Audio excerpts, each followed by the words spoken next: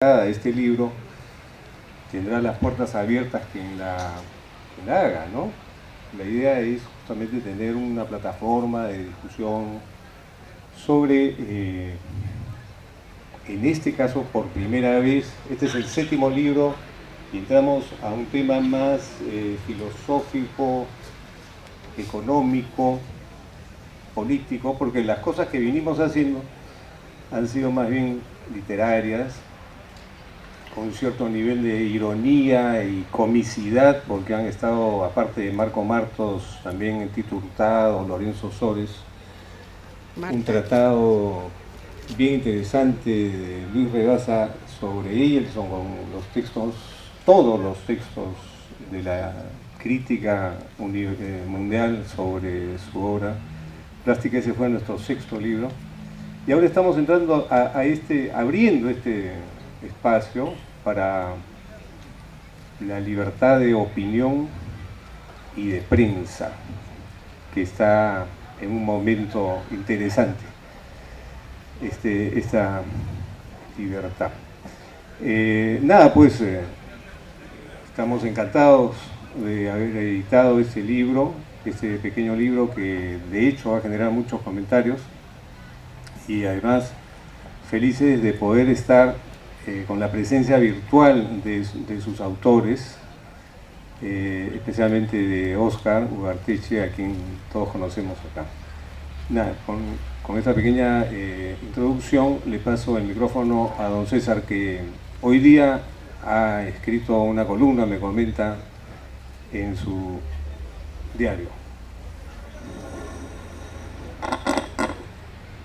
Mil gracias.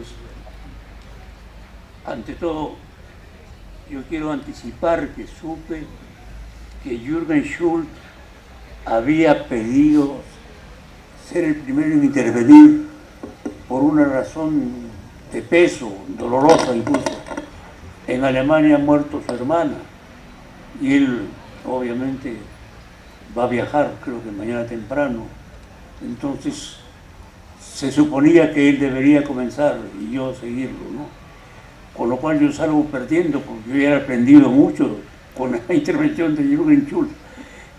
Advierto esto no solo por dejar constancia, sino porque en el supuesto de que llegue en estos momentos Jürgen, yo con todo gusto interrumpo, ¿no es cierto?, mi intervención, porque él ha dicho que va a ser muy breve y repito que pedía ser el primero, una prioridad que además obviamente merece él por sus títulos académicos, su calidad de economista, y yo soy apenas un curioso de la materia.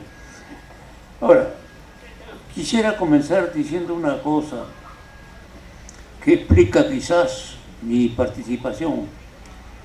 Yo soy profesor de San Marcos y hace no sé cuántos años inauguré el curso Cultura de Actualidad en San Marcos, y fui al cumpleaños de Gustavo Mome padre, y allí entre una multitud de personas estaba Óscar Ugarteche. Se acercó y en fin, le dije: oye, yo estoy dando este curso que he inaugurado este año y de repente tú me puedes ayudar con alguna conferencia magistral. Y ocurrió, fue nuestro amigo. ¿Y qué pasa? Que fue una cosa memorable, porque hubo un lleno de alumnos de mi curso, pero además de toda la Facultad de Letras y de otras facultades de Filosofía, de Derecho, de Administración. Fue una performance, como diríamos en francés, un exploit de Óscar Ugarteche. Pero donde va esto a señalar un poco un hito en mi intervención es que Óscar contó que él estudió en la London Economic School de Londres y se hizo monetarista y neoliberal, digamos, en Inglaterra. Nos contó en esa intervención que la computadora, la primera que había llegado allá a la escuela de economía, era del tamaño de una sala. eran gigantes, eso ya empequeñeciendo. Bueno, eso es lo anecdótico, pero dijo, yo regresé al Perú como un monetarista, un neoliberal, y en el Perú me he vuelto marxista a fuerza de realidad. Eso fue una cosa. Y otra cosa muy interesante que dijo en esa intervención memorable es que fue a las afueras de Cusco haciendo un recorrido y vio un kiosco, un puestecito allí donde vendían cosas diversas, y entre ellas cigarrillos. Así que le pidió a la señora del estanquillo ese que le venda cigarrillos, y la señora le dijo, no hay. Señora, pero ahí estoy viendo cigarrillos. No hay. Hágame el favor, véndame cigarrillos. No hay. ¿Y por qué? Lo explicó Oscar, ¿no? Su interpretación que yo suscribo. Esa señora era una indígena y Oscar era un hombre, o es un hombre blanco. De repente yo pienso, vino con un terno italiano y una corbata francesa.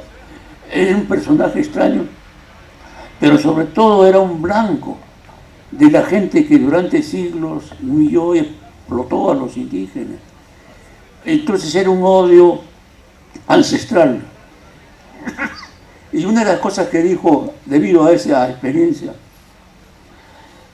Oscar, como sabemos, Oscar es de familia, de prosapia, digamos, más bien oligárquica, ¿no?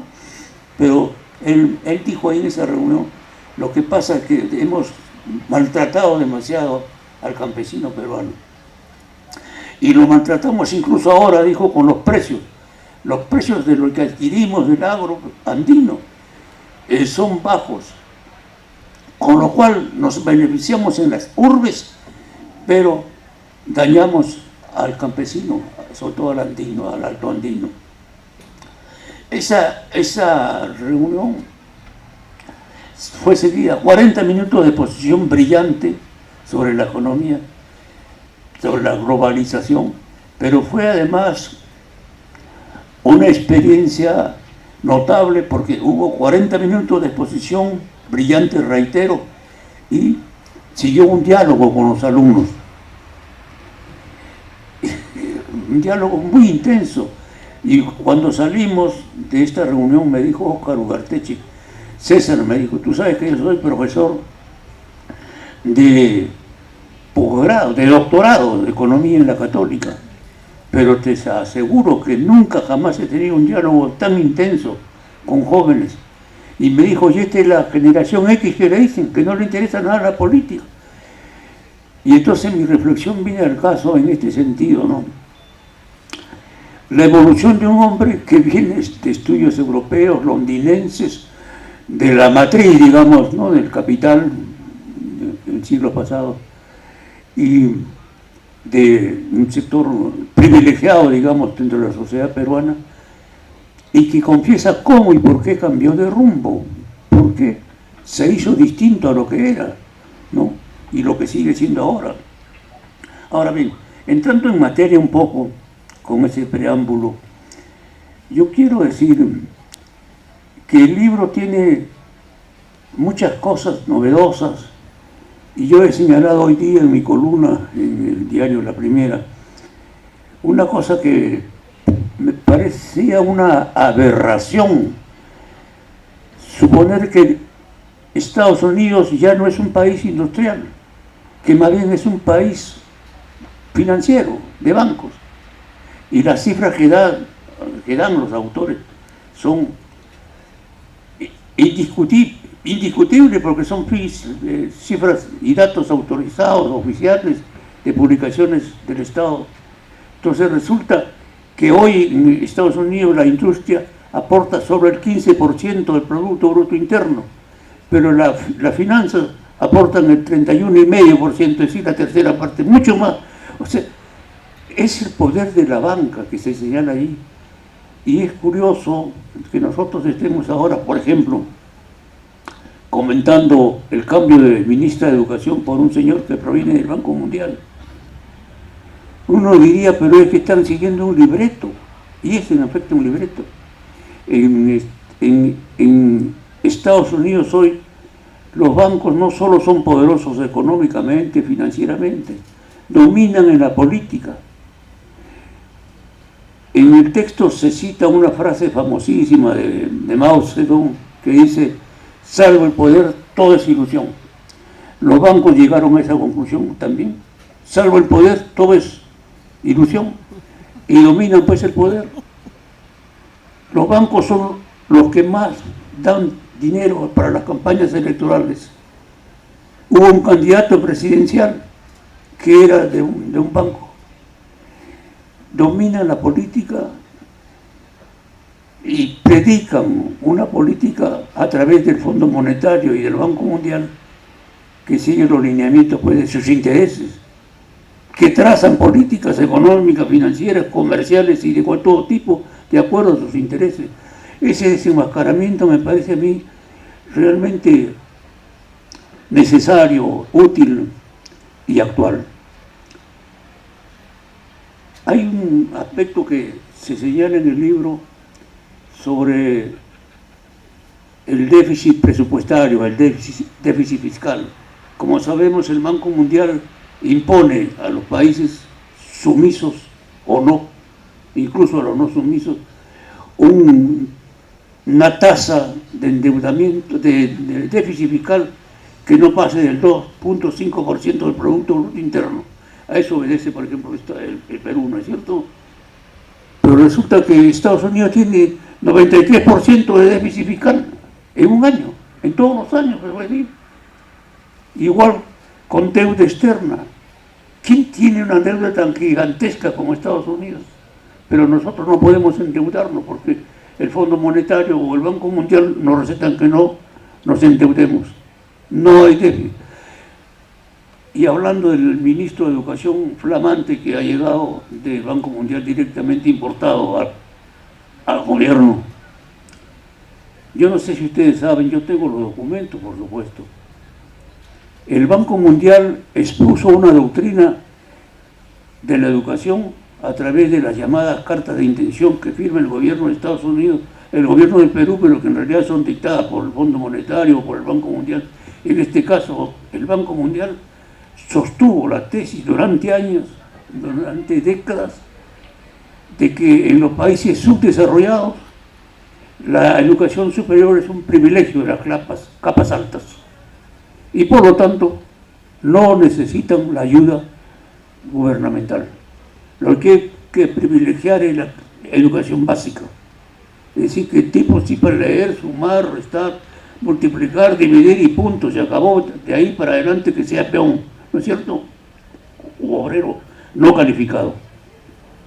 Esa ha sido la doctrina. Hace 3 meses vino el director, el principal economista del Banco Mundial y se expuso en el programa de Jaime de Hortaos, que es un propagandista del neoliberalismo acelerado y apasionado. En el programa de este caballero, el señor Latorre, el principal economista del Banco Mundial, dijo: durante años hemos sostenido la tesis errónea de que la educación superior pública no hay que financiarla. Estábamos equivocados. Hemos llegado a la conclusión de que la educación superior pública es una necesidad de los países en desarrollo. O sea, han estado aplicando una doctrina que este señor nuevo ministro de Educación en el Perú suscribió, aplicó y ojalá se haya arrepentido, igual que su jefe económico. Pero en fin, entonces hay lo que yo llamo el Banco Mundial, el gobierno paralelo del Perú. Nosotros somos en el fondo, como muchos países, virreinatos. Lo que llaman los autores de este libro la situación neocolonial, que es diferente incluso o peor que la colonial. Luego hay un concepto interesante que resulta que los 10 principales bancos de Estados Unidos tienen el 75% de los activos bancarios. Han quebrado 800 bancos medianos y pequeños, pero esos 10 bancos no solo no han quebrado, sino han podido quebrar y han hasta debido quebrar, pero como mandan el poder, hicieron pues la ley de rescate financiero y no solo que no han perdido, sino que han ganado. Dicen, por ejemplo, los autores que al año siguiente del estallido de la crisis, o sea, el 2009, el Producto Bruto Interno de Estados Unidos no subió, el Producto Bruto Interno del mundo no subió, pero el Producto Bruto Interno de los 10 bancos sí subió. Claro, sí, ellos se pagaron. Ellos provocaron la crisis, pero ellos se indemnizan por la crisis. Yo recordaba leyendo estas páginas sobrias y documentadas la frase de Bertolt Brecht en su obra teatral, no, la ópera de 2 centavos, que dice: ¿qué es peor? ¿Fundar un banco o asaltar un banco? En el fondo, moralmente, y es universal ese poder, es un poder compartido entre las grandes finanzas. Ya no es la producción, ¿no es cierto? El imperialismo, y en su etapa inicial, la que ha descrito Lenin o describió Aya de la Torre para América Latina, por lo menos impulsaba industria, digamos, sujeta a los intereses externos, pero ahora no, ahora maneja la finanza. Y otra cosa, maneja la política militar. Lo dicen los autores. Para la banca es necesario que haya guerras, no importa que se pierdan, y pierden todas. Perdieron en Vietnam, perdieron en Irak, ¿no es cierto? Fueron a salvar la democracia. Han dejado un país en ruinas, se han saqueado tesoros de la civilización, de un país donde ha surgido la civilización occidental. Dejaron 1 millón de muertos y centenares de gringos, de jóvenes y soldados estadounidenses o mutilados o muertos. Pero dicen los autores con acierto, en general para la banca no interesa que se pierda o que se gane por una guerra. Pierden la guerra, pero ellos ganan miles de millones de dólares. Hay libros documentados sobre Kissinger, sobre Bush, sus acciones de sus ministros, de su secretario de Estado. Los secretarios del Tesoro, lo dicen los autores, con un elenco de secretarios de Tesoro, o sea, ministros de Economía de Estados Unidos, provienen todos de los bancos. Todos. Ellos mismos se nombran, por supuesto, que manejan la economía. Entonces, no hay política posible, digamos, sin ese dominio. Por eso la conclusión de los autores, como dicen en casa de herrero, cuchillo de palo. Yo olvidé traer mi ejemplar de la primera, donde cito algunas frases del libro, ¿no?, de los autores, que es terminante sobre el problema. Ya no es mejorar, digamos, los aspectos de la economía, sino cambiar toda la economía. Es decir, en el fondo, una revolución, que eso va a durar, que yo no, en el Perú no la veo a la vista, digamos, no está a la vista, por supuesto, y tampoco sería de desear formas de la violencia que hemos vivido, sufrido y combatido en años recientes, ¿no? Pero es evidente que ese tipo de sistema, de Estado, de democracia, no puede subsistir. ¿Por qué atacan ahora a Siria? ¿Por qué quieren derribar al presidente? El presidente puede ser malo, bueno o pésimo, no interesa, pero es el derecho del pueblo sirio, en todo caso, de derrocarlo. ¿Por qué van mercenarios a combatir al gobierno de Siria? ¿Y por qué van gente de Al Qaeda, de los terroristas a los que se atribuye el derribamiento de las torres de Nueva York? ¿No? Esa gente está en la lucha contra el gobierno de Siria. ¿Por qué? Muy simple, pues, porque en Siria hay petróleo. ¿Por qué quisieran derrocar el régimen del señor presidente de Venezuela, de la República Bolivariana de Venezuela? Porque en Venezuela hay la reserva más grande de petróleo y de gas del mundo. No es democracia ni cosa que se parezca, ¿no? Entonces, es un gobierno insaciable, codicioso, y en el fondo inmoral. Alguna vez yo he escrito hace poco, en la primera, que ellos fueron a Irak para defender la democracia, y fueron con el pretexto de que en Irak había armas de destrucción masiva, ¿no es cierto? Y eso era una amenaza para Estados Unidos, ¿no? Fueron, ocuparon, destruyeron Irak, no encontraron ni una sola bomba, ni una sola arma de destrucción masiva, ni una sola. Como alguien dijo, un periodista estadounidense escribió, en realidad las únicas armas de destrucción masiva que se encontraron en Irak son las que llevaron los mismos estadounidenses. Claro, que bombardearon, mataron. Esa es la arma de destrucción masiva. Pero además dijeron de que era aliado de Bin Laden, ¿no? Y ahora resulta que ellos son los aliados de Bin Laden. Hay sospechas incluso de que el derribamiento de las torres de Nueva York no corrió a cargo de terroristas extranjeros. Hay estudios que señalan que los aviones que atravesaron el edificio podían derribar la estructura superior, pero hubo estallidos desde el sótano. Eso no se puede hacer con el avión, es muy raro. Hay además trabajos documentados estadounidenses que señalan que toda la familia de Bin Laden, que era numerosa en Estados Unidos, al día siguiente de las Torres Gemelas voló para Arabia Saudita, como pues si eran los culpables del acto terrorista. O sea que de repente hasta eso es un pretexto para emprender aventuras militaristas, invasiones. Yo he escrito en mi columna reciente, una columna reciente, que Estados Unidos pretexte que va a defender la democracia en algún país, significa que es desmemoriado, porque ¿quién impuso, quién financió, quién estimuló el golpe de Pinochet en Chile? El Departamento de Estado, el Pentágono y la International Telephone, ¿no? ¿Quién implantó la dictadura fascista de Videla en Argentina? Estados Unidos. Hay testimonios.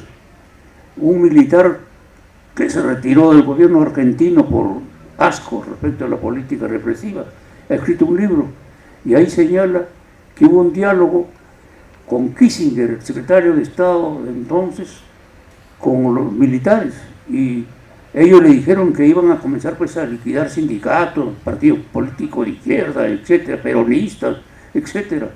Y Kissinger les dijo, háganlo, pero háganlo rápido, no tiene mucho tiempo. Kissinger, el secretario de Estados Unidos. O sea que él dio la patente de corso para los crímenes. No podemos olvidar eso. Invadieron Granada los norteamericanos porque había una amenaza contra la seguridad de Estados Unidos. ¿Qué Granada? Una isla del Caribe que tiene 340 kilómetros cuadrados y 90.000 habitantes. ¿Eso puede ser una amenaza contra Estados Unidos? Así todos los habitantes fueron militares.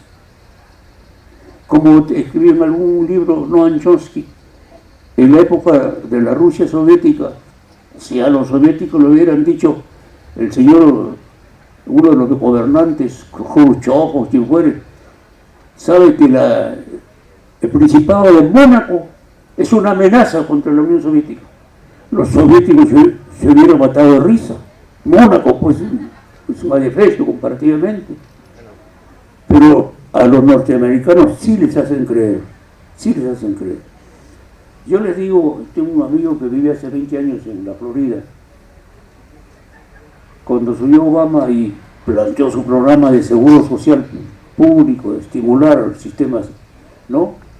El sistema de salud, hay creo como 40 millones de estadounidenses que no tienen ningún seguro social y el seguro es muy caro en Estados Unidos. Si me se tuerce un dedo y tengo que pagar $30.000 a una clínica privada. Entonces, como me decía este amigo de visita en Lima, me dijo hace 3 o 4 años, me dijo, con todos los defectos del seguro social peruano, es un progreso comparado con Estados Unidos, que cualquier cosa te internan en una clínica privada, pero te cobran. Aparte que el seguro es privado, es muy caro. Pero el asunto es, ¿puede un sistema, bueno, por qué se oponen los republicanos a ese seguro? porque son los representantes elegidos con el dinero de los bancos, cuando no son banqueros ellos mismos, los senadores, los congresistas. Y subió Obama y me dijo este amigo, que residente en la Florida, don César, me dijo, usted sabe que en Estados Unidos en cada cuadra hay templos de distintas sectas evangélicas, ¿no? En todos esos templos una cosa va a escuchar usted en los sermones, que Obama es comunista, porque Obama quiere implantar un seguro social para todos. Eso es comunismo, esa es la propaganda, les hacen creer.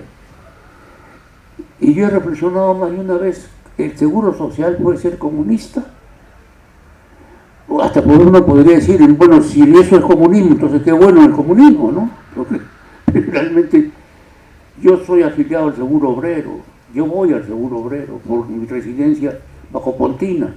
Entonces sé quién es la gente que va a ese seguro.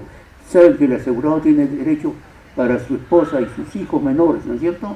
Entonces puedo ver por la ropa, por la cara y hasta por la palidez que son gente pobre, casi todos, ¿no?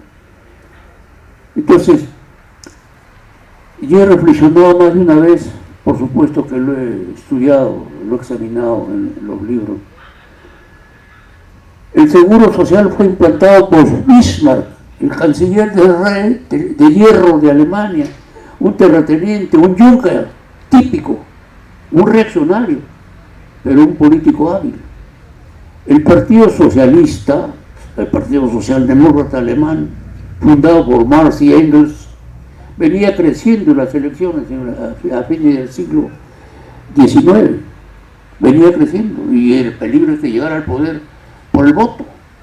Entonces, en el programa del Partido Socialdemócrata Alemán había el peligro, la urgencia de que se cree el seguro social. Entonces Bismarck dijo, no, acá le quitamos esta bandera a los socialistas, y decretó el seguro social. O sea, el seguro social no es en favor del comunismo o el socialismo, sino para evitar el socialismo. Es absurdo.